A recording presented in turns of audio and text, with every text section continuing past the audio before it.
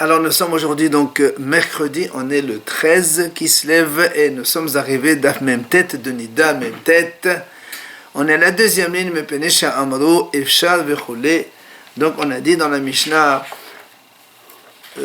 que donc Basimana Atahton, donc le signe d'en bas, il vient avant celui d'en haut, mais celui d'en haut ne peut pas venir avant celui d'en bas. On a dit Mepenesha et Amro Hachamim, on dit Efshar Shiavo, donc comme on a dit, celui d'en bas, on peut le voir, les signes d'en bas avant ceux d'en haut, mais ceux d'en haut avant d'en bas, on ne peut pas le voir. Pourquoi on répète une deuxième fois? On a dit ça au début. Vous vous rappelez, on a dit Mahlot Rabbi Meir Hachamim. Hachamim on dit c'est pas possible de voir celui d'en haut avant celui d'en bas. Alors pourquoi on répète à la fin une deuxième fois? On l'a déjà dit au début. Si maintenant tu me dis, tu sais pourquoi on répète, c'est pour te dire la halakha est comme les Hachamim. Que ceux qui ont dit ça, c'est les Hachamim, et la halakha est comme les Hachamim. Alors on m'a dit, ça c'est pas une réponse, pourquoi? Pshit, Yahid ve Rabim, halakha ke Rabim. Quand on a Rabbi Meir, quand on a Hachamim. Rabbi Meir il est seul, Hachamim ils sont nombreux. Halakha, nous on a un contre plusieurs, c'est la halakha est comme les plusieurs. Donc on a déjà compris que la halakha est comme les Hachamim. Alors on m'a dit non. J'aurais pu dire dans ce cas que la halakha est comme Rabbi Meir. Ma hodetema mistabra tama de Rabbi Meir de kamsa ale qrai. J'aurais pu dire, étant donné, vous vous rappelez hier on a vu des psukim, Shadam lachon osayach semeach, on a vu un deuxième pasuk, Dader leman shedene odayer, dans lesquels il y a marqué que les seins étaient avant donc les autres siman avant les poils.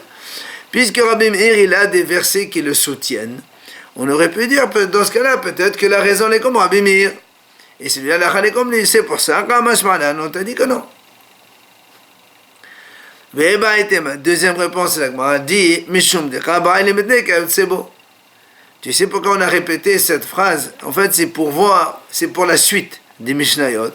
Parce que là, on a dit comme ça, il est possible qu'on voit le signe d'en bas avant celui d'en haut, mais on ne peut pas avoir celui d'en haut alors que celui d'en bas n'est pas là. Alors, la Gemara dit, étant donné que dans les Mishnayot qui vont suivre, on voit plein de principes comme ça. Ça oui, ça non. Alors, c'est pour ça qu'on a répété une deuxième fois pour faire l'enchaînement avec la suite des Mishnayot. Et d'ailleurs, c'est la Mishnah qui vient. Matnetin kayot sebo. Dans le même style de raisonnement, on dit comme ça. Kol kli hedes shehu machnis motzi. Veyesh shemotzi ve no machnis. Alors, il faut savoir que les kelim, les ustensiles, ils prennent la touma, les récipients, ils prennent la touma.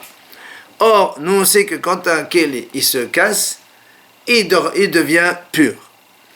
Alors, la Mishnah nous dit comme ça. Quand on a un ustensile en argile, shehu machnis, il a un trou, que si tu le mets dans l'eau, l'eau elle rentre par le trou, par l'extérieur, elle rentre dedans. Alors là, on dit, ça s'appelle un grand trou, donc ça veut dire que le keli n'a plus statut de keli. C'est pas fait de la grenade, comme on avait dit.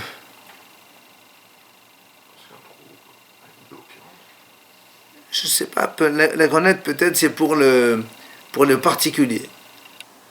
On va voir. Quoi qu'il en soit, la Mishnah dit comme ça. Quand il y a un trou qui fait rentrer, mutsi, c'est ce qui fait sortir.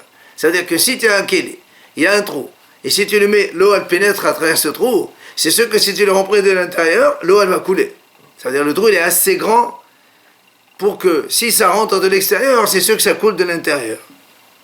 Mais il dit, la Mishnah dit, c'est motzi ben marnis. Par contre, il y a des fois tu trouves un trou, il est petit, il peut faire sortir de l'eau, parce que quand il est petit, la pesanteur fait que ça coule, mais par contre ça ne rentre pas, parce qu'il est trop petit pour que ça rentre. Et on va voir dans la Gemara quelles sont un petit peu les différentes mesures et valeurs. Deuxième principe, la Mishnah dit Kol evel sheyesh bo tziporen yesh bo etzem veyesh sheyesh bo etzem en bo tziporen. Alors là aussi, il y a une notion que nous on sait que pour que un membre il prend l'impureté, il faut que nous, par exemple, on sait qu'il y a l'impureté donc de tout contact, transport, et l'impureté de ohed, donc pour la tente, s'il y a un mort dans la tente. Nous on sait que même s'il y a kazaït seulement donc d'un cadavre, d'un homme, c'est toute la pièce qui est tamée. Et la Mishnah nous dit maintenant, et nous on sait aussi que si un membre entier, un organe entier, même s'il est moins que kazaït, il transmet l'impureté, comme si c'était un mort de kazaït. Parce que un membre entier, c'est considéré comme quelque chose d'important, et donc ça transmet l'impureté. La Mishnah nous dit ici, si tu trouves un petit membre dans lequel il y a un ongle, alors c'est sûr qu'il y a là-bas un os, et donc s'il y a un os, il y a de l'ongle, il y a de la chair, c'est un membre entier, et donc ça transmet l'impureté, même dans la tente. Maintenant, mais tu peux trouver un morceau de cadavre dans lequel il y a de l'os, mais seulement il n'y a pas d'ongle. Et dans ces cas-là, ça ne s'appelle pas un membre entier. Et donc, pour qu'il transmette un peu, il faut qu'il y ait kazaït, il faut le volume d'une olive. Parce qu'il n'est pas considéré comme un membre entier. Maintenant, dernier cas de la Mishnah. Kol ha-metameh medras, metameh tmemet, v'yesh shemetameh tmemet, ve'eno metameh medras. Alors là aussi, on parle de tomat medras. Rappelez-vous, c'est quand il y a un zav qui s'assoit sur un siège, ou un support, ou un lit, ou autre. Ou la nida, c'est pareil. Alors il dit, dans tout ustensile qui prend l'impureté par le midras, ça veut dire qu'une chaise, une table ou autre, disons un support pour s'asseoir, eh bien, metamet memet, il prend aussi l'impureté. Si ce keli se trouve dans une pièce où il y a un mort, lui aussi il est impur par l'impureté de mort. Par contre, viesh, c'est metamet memet, veno metamet midras. Par contre, il y a des fois des ustensiles qui peuvent prendre l'impureté par le contact d'un mort ou par l'attente d'un mort, mais il ne peut pas prendre l'impureté par midras. Si tu prends par exemple une cuillère ou une fourchette, si quelqu'un s'assoit dessus, il n'est pas impur, parce qu'on a un principe qui dit que tout ce qui sert de support habituel pour s'asseoir dessus ou s'allonger, alors il prend l'impureté de tomate midras, mais quelque chose qui ne sert pas pour s'asseoir, même si quelqu'un s'assoit dessus, ça ne prend pas d'impureté, c'est pas fait pour ça. On lui dit, on a autre chose à faire avec ça. Voilà donc les trois idées de la Mishnah, on va les détailler maintenant dans la Gemara. Voilà, on a dit, Marnis, Pasul le mehatat ou Fasul mishum gestera. Mosi, Kaché le mehatat ou Fasul mishum gestera. La Gemara nous dit comme ça, si on a un keli qui a un trou Marnis, c'est-à-dire un trou assez gros pour que si de l'eau par l'extérieur ça rentre à l'intérieur, il est assez gros. Du coup, lequel il est pas saoul, c'est-à-dire il n'est pas valable pour les mehatat. Mehatat, c'est le zéro de la vache rousse. Ça, si on veut mélanger les cendres et les zéro de la vache rousse dans ce qu'il est là, c'est pas valable parce qu'il y a un trou assez grand pour que ça puisse rentrer. Pourquoi c'est juste cet exemple-là? Hein? Pourquoi cet exemple? Je te donne les exemples qui nous concernent dans ce sujet. Ou fasoul mishum gestera. C'est quoi gestera? Nous on sait que quand un keli se brise, il se casse, il ne prend plus de la toma, comme on a dit tout à l'heure, parce qu'il n'est plus considéré comme keli. Mais si on a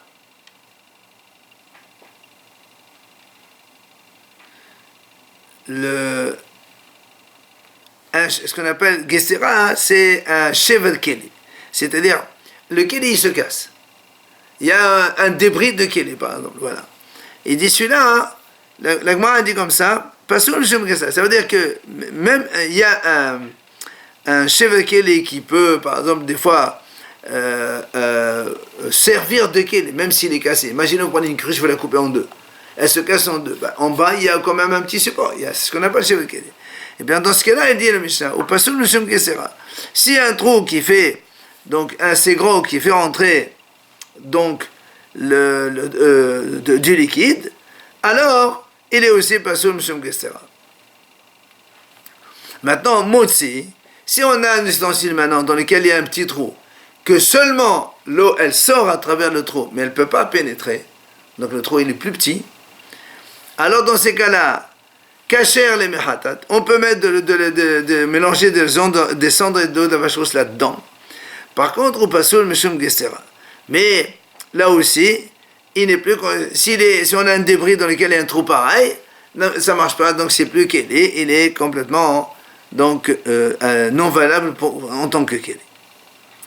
Amar Ravasi, il vient Ravasi, il dit Shonin, on enseigne, c'est-à-dire à la Chale Moshe Messinaï, Kli Hayeres She'oro Bechones Mashke. Lui, Ravasi dit comme ça, que le Kli Hayeres, le She'oro Bechones Mashke, c'est-à-dire quand est-ce qu'il est considéré comme Keli, tant qu'il n'y a pas un trou assez grand pour faire rentrer de l'eau de l'extérieur. Mais s'il y a un trou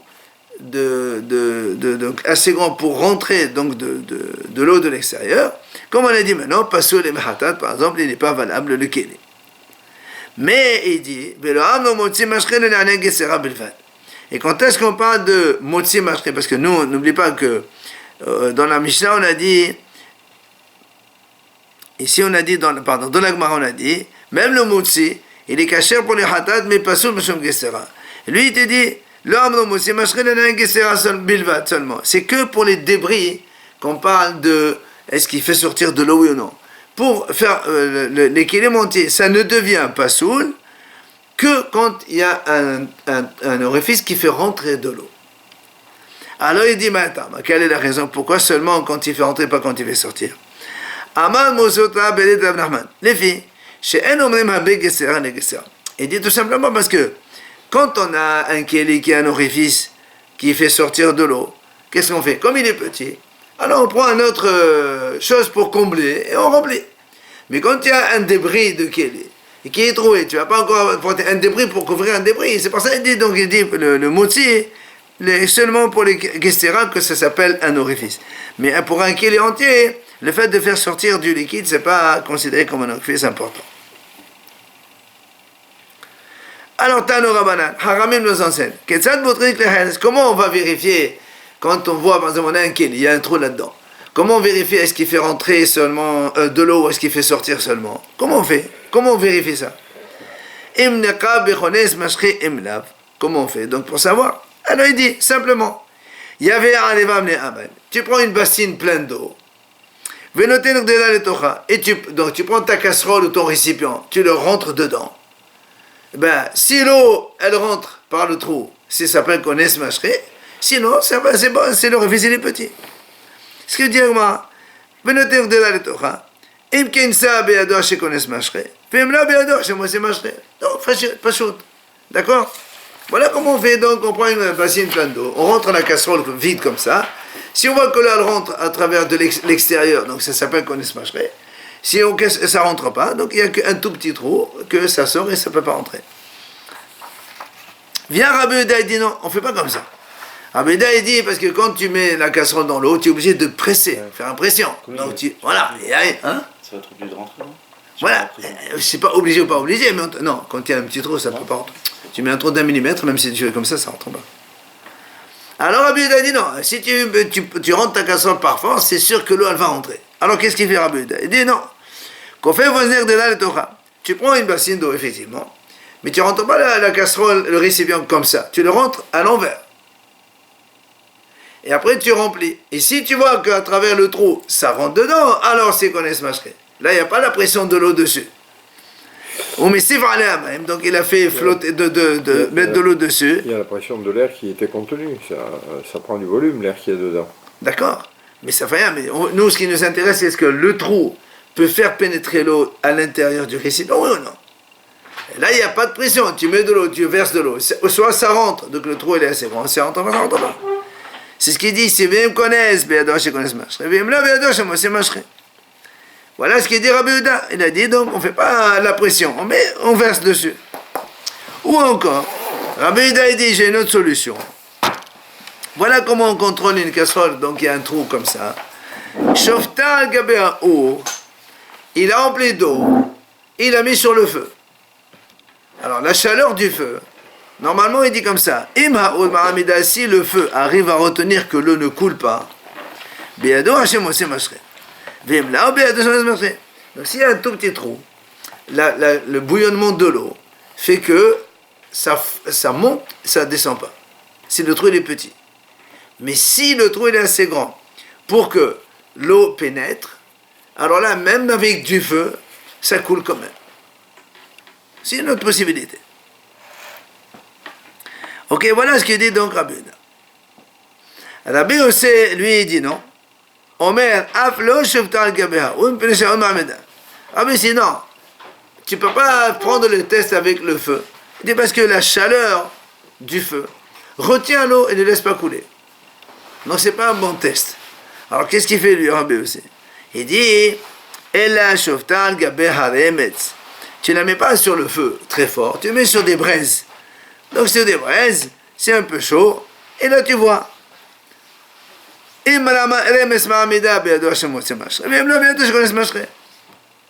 Donc si la braise, elle retient l'eau, elle ne laisse pas tomber, donc c'est que c'est un petit trou, il ne fait que sortir seulement.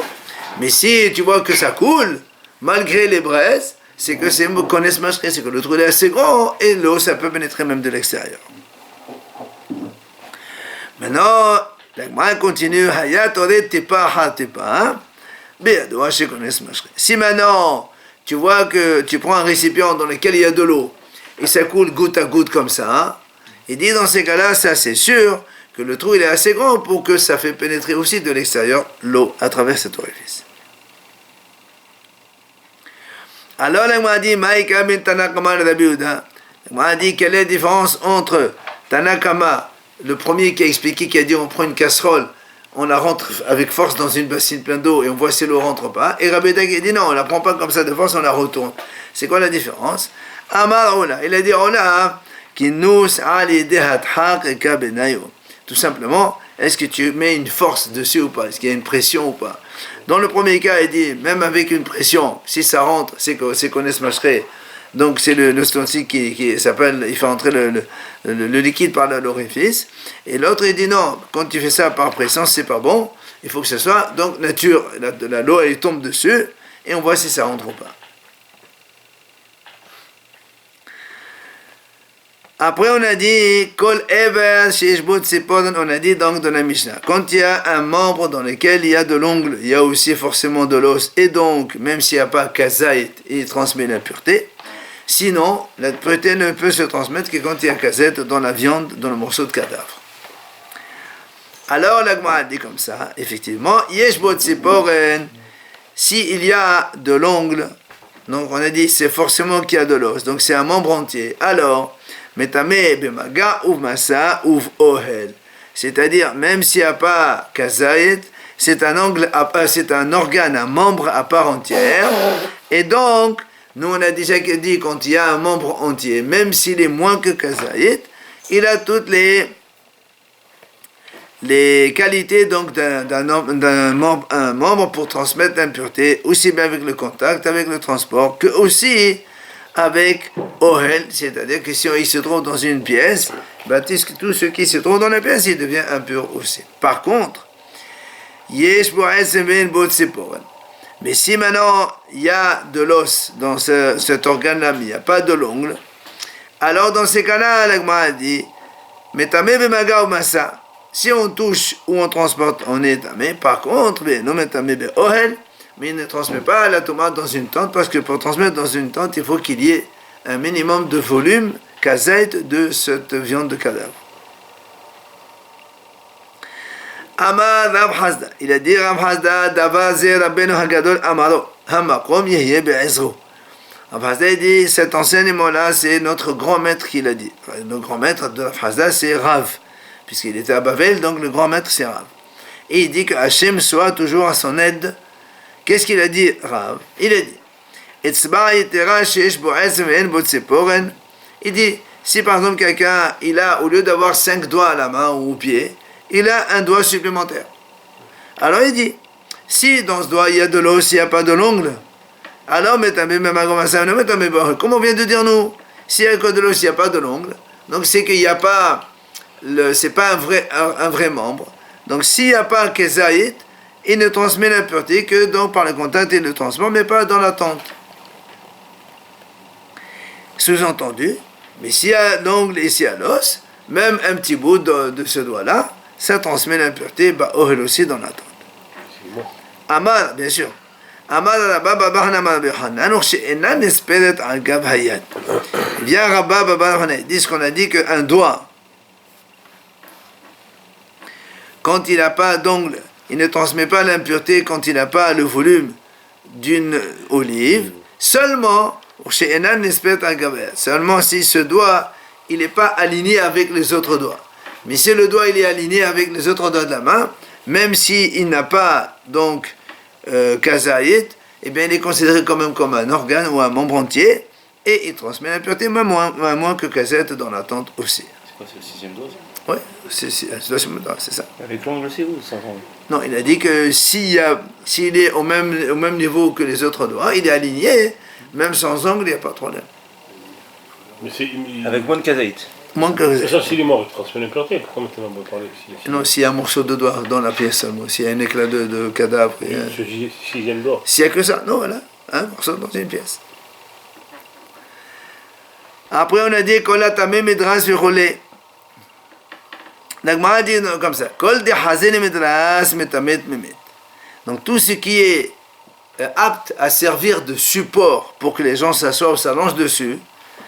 Donc, il y a Tomat Midras, comme on a dit, donc quand on s'assoit, on s'allonge.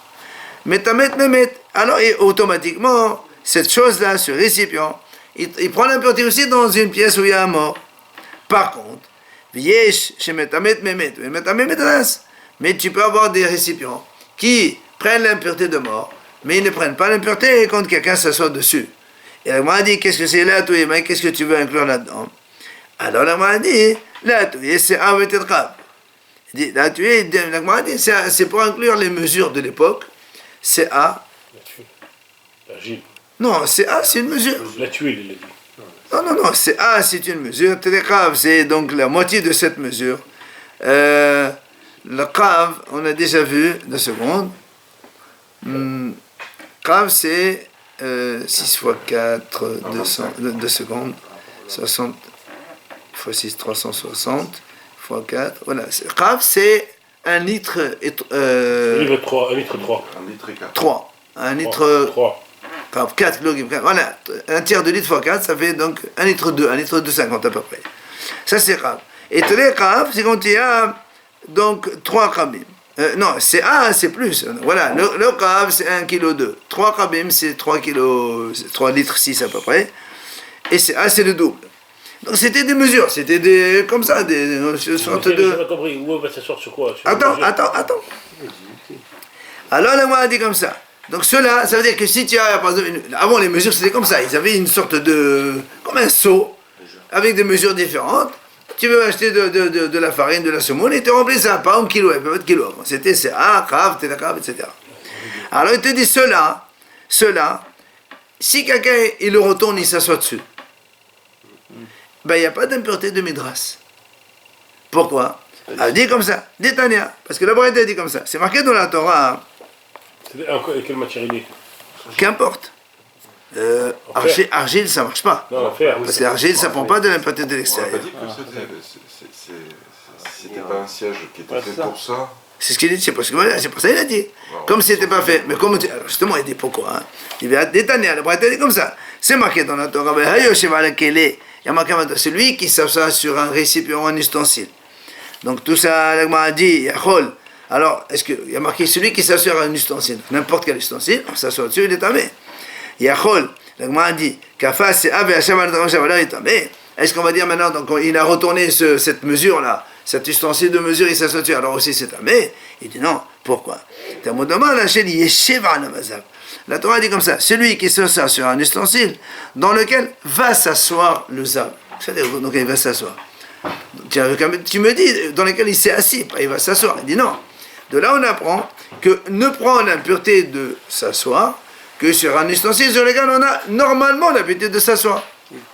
Mais alors, si le zav il Alors, celui qui a une chaise, un fauteuil, un truc, un banc, tout ça, oui. Mais il y a ça, c'est cet ustensile. C'est pas fait pour s'asseoir. Pourquoi? Chez Omrim, comme on a dit tout à l'heure. On dit, monsieur, mais l'aftod ici, on a besoin de ça pour travailler. D'accord? Quelqu'un il est assis sur une chaise, tu ne peux pas lui dire, lève-toi de la chaise, on va travailler. Tu n'as rien à travailler, la chaise c'est fait pour s'asseoir. Donc c'est pour ça que la chaise elle prend l'impureté de support, de s'asseoir ou de s'allonger. Mais quelqu'un il prend, je sais pas moi, un truc de poubelle. Voilà, un vase par exemple, ou un truc, ou comme on a dit, les unités de mesure de l'époque. Il le retourne et s'assoit dessus. On dit, monsieur, ou bien aujourd'hui, regardez aujourd'hui, quelqu'un il prend un seau, il le retourne et s'assoit dessus. On dit, monsieur, lève-toi, c'est pas fait pour s'asseoir, ça, lève-toi. Donc il ne peut pas l'impoter, même s'il était Zavonida, il n'aura pas l'impoter. Ah ouais? Non. Ben ça, alors. À moins qu'il destine à ça. Ah, c'est un destiné, c'est autre chose. Non, mais par exemple. Matniti nouvelle Mishnah. La chaise, il lève pas de là pour la place. Il a besoin de Non, bah, qu'importe, c'est pas fait pour s'asseoir. C'est pas fait, voilà, la chaise, il est fait pour s'asseoir. Mais un seau, c'est pas fait pour s'asseoir. Nouvelle Mishnah, encore dans le même style. Quand la ou la donne des nefashot, la ou la donne des nemamonot, viesh la ou la donne des nemamonot, la ou la donne des nefashot. Donc là aussi, on fait un petit peu un parallélisme. La Mishnah dit, celui qui est un dayan, qui a l'aptitude de juger des nefashot, donc des crimes, c'est des condamnations à mort, alors, il peut aussi faire des jugements sur des problèmes d'argent. Par contre, la Mishnah dit, Veyesh, tu peux avoir des dayanim que par contre, là où les donne des mamonot, on peut leur donner l'aptitude d'aller juger des problèmes donc des délits entre les gens, de problèmes d'argent entre eux. Mais non, là où les donne des mamonot, il ne peut pas juger des crimes ou des condamnations à mort. Alors Gmara dit Amar Rabida la touye mamzer. Qu'est-ce que tu veux inclure par là? On va dire mamzer. Un mamzer, il peut être un grand ami Chacham. Il peut juger, il peut être même un dayan. Et il peut juger les problèmes d'argent, mais il ne pourra pas juger les problèmes de condamnation. Quelqu'un est mahal Shabbat, il ne peut pas aller devant un dayan mamzer. Parce que lui est condamné. Non. La Gmara va nous le dire. Et la Gmara nous le dit parce que c'est marqué dans la Torah. Marqué la Torah, le tribunal doit être, donc les 23, il doit être composé de juges, Yafar ayati, tous ils sont beaux, Moum et il n'y a pas de défaut. Or celui-là, le Mamzer, il a un grand défaut. Et sur le 71, il n'y a pas marqué ça. Pour les trois, pas marqué. Pour les trois dayanim qui jugent l'argent, l'argent c'est que 3. Cela n'est pas marqué. Mais pour les dayanim de 23 ou de 71, là il y a marqué. Donc pour juger des nefashot, tu es obligé d'être donc sans moum, sans défaut. Dans les 71, ils sont inclus ces trois-là. Ça n'a pas d'importance. Il ne pourra jamais être non, Dayan, voilà, oui. Celui-là, le mamzer, il peut être que Dayan pour les mamonotes, pas pour les crimes ou les condamnations à mort. D'accord, mais dans le tribunal où il y a les 71 qui siègent. Ils ne peuvent siéger que des gens qui sont sans défaut. Alors, le m'a dit, pourquoi il vient de nous dire celui-là, Rabida? Tanina Hadazimna. On a déjà enseigné une fois. On a vu, c'est marqué dans la Mishnah, dans Sanhedrin, on a dit là-bas, c'est marqué dans Sanhedrin, voilà, on a vu. Hakol kesherin la don dine mamonot, ve'en hakol kesherin la don dine fashot. Alors on a dit là-bas dans la Mishnah, tout le monde peut être apte à devenir dayan pour juger les dîners mamonot, et puis un problème d'argent. Par contre, ve'en hakol kesherin la don dine fashot. Mais pas tout le monde qui peut juger des fashot. Et là-bas, on a dit, on a posé une question. Là, qu'est-ce que tu veux inclure par là? Il est converti alors. Attends. Ravidel a dit, c'est pas inclure le mamzer. Alors, on m'a dit, voilà, on a déjà vu dans la Mishnah. Pourquoi il vient, Ravidel, il nous répète une deuxième fois la même chose? Alors, là, on m'a dit, non. C'est pas une répétition. En vérité, voilà comment il faut dire. Hada le atouye guerre. Le hada le atouye mamzer. Un, c'est pour inclure le converti. Et l'autre, c'est pour inclure le mamzer. Les deux, en vérité, ils sont la même chose. C'est-à-dire aptes à juger les problèmes d'argent, mais pas aptes donc à juger les problèmes de dîner et fachot. Donc c'est même un guerre aussi, c'est pareil. Il ne peut pas juger des dîner et fachot. Et l'agma a dit, et j'ai besoin de t'enseigner les deux cas. Pourquoi? Je ne peux pas apprendre l'un de l'autre. Il dit non. Pourquoi? Il dit, un guerre, si on nous apprend le cas du guerre. J'aurais dit, le guerre.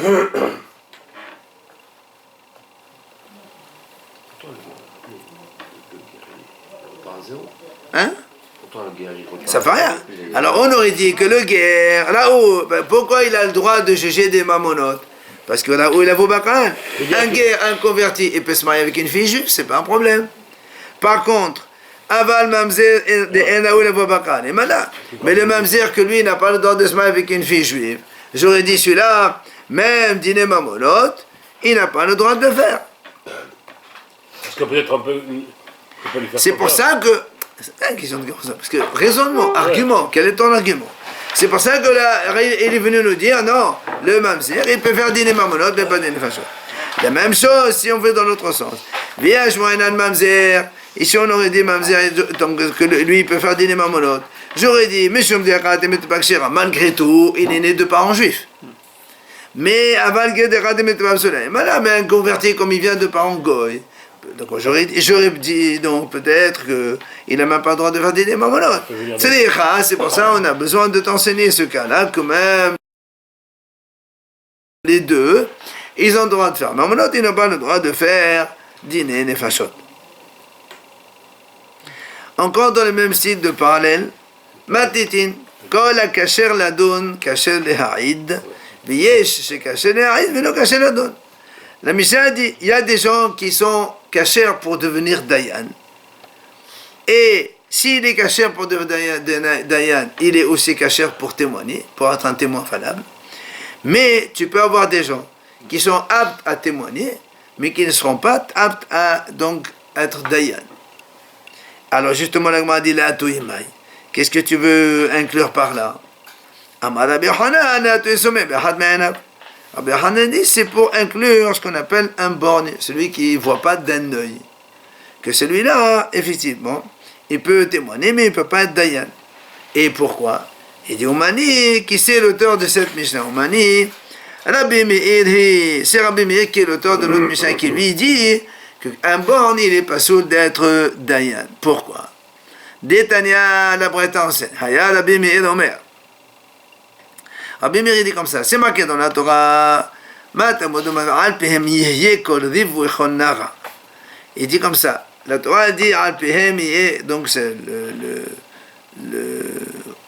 en parlant des Kohanim qui vont regarder les taches de lèpre. La Torah a dit comme ça, les Kohanim ils sont là pour regarder les taches de lèpre. Alpehem yehye. D'accord, toutes les disputes et qu'on nara et les tâches de lèpre. Alors là, m'a dit, je ne comprends pas, quel rapport avec les disputes maintenant? On parle des Kohanim, parce qu'on sait que les Kohanim, ils sont seuls à dire cette tâche, elle est une tâche de lèpre, et il est exclu 7 jours, il dit non, c'est pas une tâche de lèpre, et ainsi de suite. Mais quel rapport avec les livres? C'est des problèmes de procès entre les gens, les disputes, comme ça, quel rapport? C'est ce que la m'a dit. Quel rapport les disputes avec les tâches de lèpre maintenant?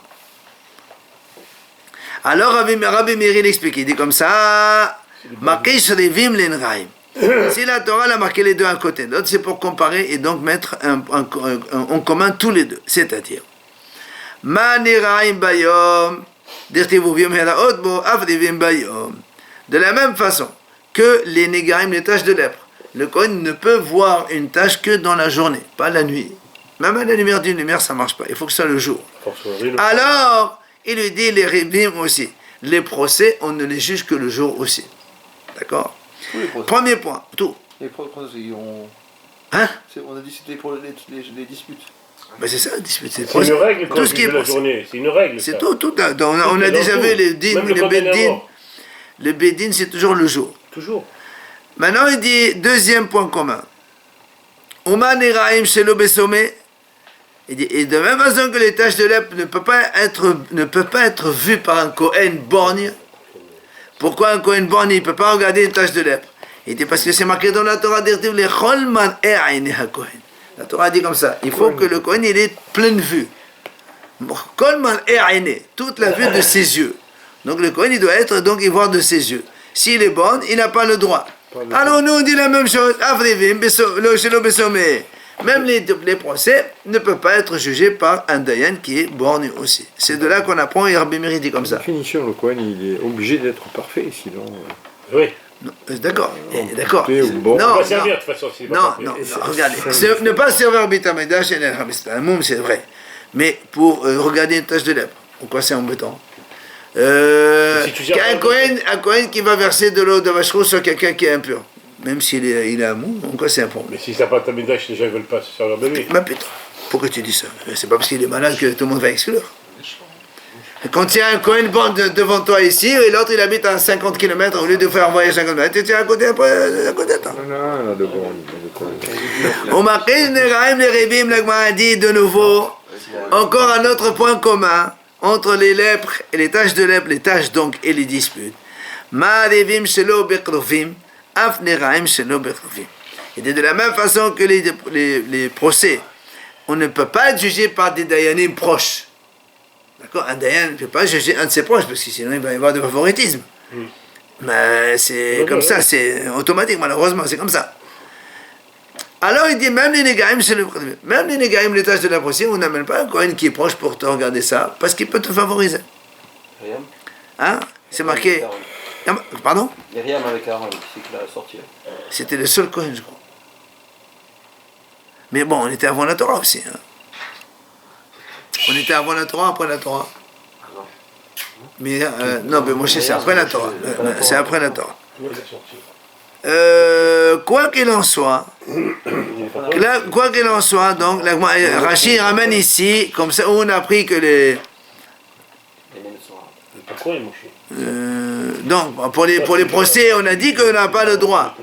Ça, c'est connu, il y a marqué à votre Albanim, on a dit.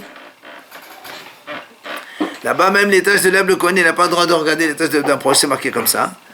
Alors, l'Agma, elle finit, elle dit. M'a dit, alors dans ces cas-là, si tu es en train de comparer donc les jugements, donc les procès et les tâches de lèvres, alors on va dire de la même façon que tous les procès, minimum il faut 3 juges. Est-ce que pour les tâches de lèvres il faut aussi 3 kohanim? Alors on dit comme ça. Alors on m'a dit, évidemment, mamono bishusha, goufon achol sheken. Pourquoi j'ai dit ça? J'aurais fait un kalou. J'ai dit si déjà le maman d'un homme. Donc quand on juge les biens de quelqu'un, il nous faut 3 juges. Maintenant, à fortiori, tu vas juger le corps même de quelqu'un, puisque les tâches de lèvres, c'est le physique de l'homme. Alors, à fortiori qu'il faut 3. Tamoudoma, elle m'a dit non. Étant donné, c'est marqué dans le passage. Vehuva el Aharon ha-Kohen. O el Ahad mebana ha-Kohanim. Halamadeta, shavel Kohen hadret ha-Neraim. Donc, l'Agma a dit, tu vois bien que c'est marqué dans le passage. Quand quelqu'un il y a une tâche de lèvres, Vehova, on l'amène devant Aharon ou un de ses enfants. C'est la Torah qui le dit. Bon, tu vois bien que les tâches de lèvres, c'est avec un seul, c'est sûr, on n'a pas besoin de 3.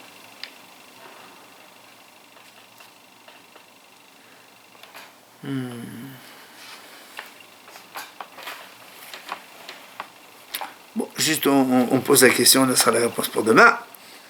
L'Agma dit, Aou Samia Deva Bishvavoté de Rabbi Yohanan Deva Kada Indina. Mais la Ramane Olamide. L'Agma dit, il y avait justement un Dayan qui était borné, qui était dans le quartier où habitait Rabbi Yohanan. Et il était en train de faire il faisait des nimes. Il était Dayan, il faisait des procès, il jugeait les gens. Et Rabbi Yohanan ne lui a rien dit. Alors on dit comment? Rabbi Yohanan, toi-même, on a dit ici, Amar Rabbi Yohanan, là, tu es ici. Mara, quand on a dit caché l'Aïd, venu cacher la donne. Amar Rabbi Yohanan, tu sais maintenant. Comment Rabbi Yohanan, toi-même, tu dis, la Mishnah, elle dit qu'un borne n'a pas le droit de juger. Et toi, tu as un borne dans ton quartier qui fait les jugements et tu dis rien. Donc c'est la question qu'on posera et on répondra demain. Surtout s'il parle